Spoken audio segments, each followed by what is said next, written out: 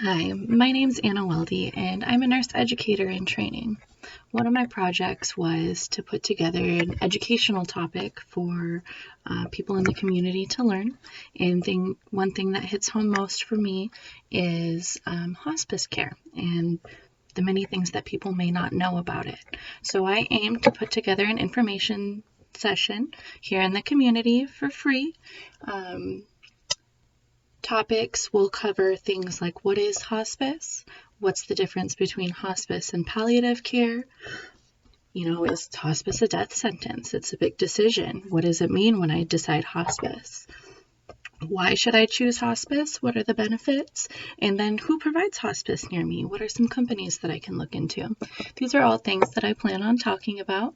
I aim to have a free session. It'll be PowerPoint led with hopefully a guest speaker. So let's start off with what is hospice. Hospice is generally termed comfort care. It is decided when a doctor says this patient likely has 6 months left to live. He'll sign off and recommend hospice care.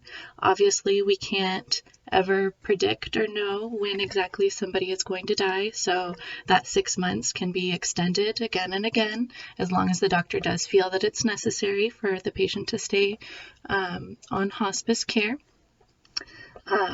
So there's also palliative care that a lot of people get confused between the two. So palliative care is also comfort care. The aim is to keep the patient as comfortable as possible, but you can still continue with life-sustaining treatments, if that makes sense. So say you're an end-stage cancer patient and you're still going through chemo. You would be allowed to continue and would plan to continue on palliative care, but you're making the process as comfortable as possible for the patient. Whereas hospice, you would terminate those services. There are things that do fall between the two with hospice where they could continue it as a means of keeping a patient comfortable. For instance, somebody that has end-stage renal disease is on dialysis 3 times a week could technically still continue dialysis because the fluid overload that would follow that would be incredibly uncomfortable for the patient. So hospice would, if the patient chose to do so or the family member chose to do so, continue that care for the sake of staying comfortable. Now, many people wonder, is hospice a death sentence?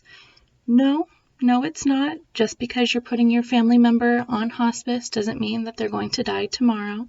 The only thing that hospice aims to do is keep them comfortable during that process. You've acknowledged that they have an end-stage diagnosis and you just want to keep them comfortable the best that you can.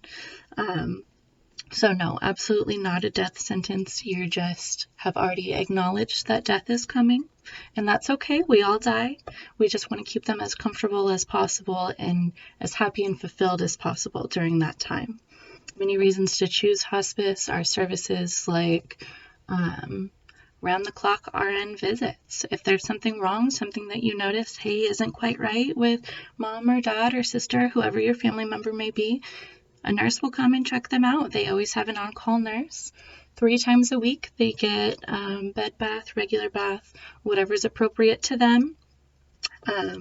There's incontinence supplies provided. They provide a lot of things like that. If it's deemed that they need a catheter or certain medications, it's usually covered by those hospice companies as long as it is for the comfort of the patient.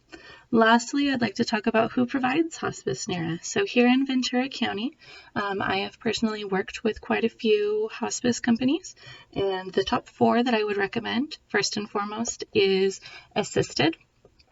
Assisted Hospice has been in the business for around 25 years. They have amazing amounts of experience, and one of their hospice nurses actually just was awarded Ventura County Hospice Nurse of the Year. So it's great to have her around. Care One Hospice is based out of the Valley. They're also very good. TLC, a smaller company, still very personal about their care and one-on-one, as well as Buena Vista Hospice. If anyone has any other questions, I'm more than happy to discuss them with you after this session. Thank you so much.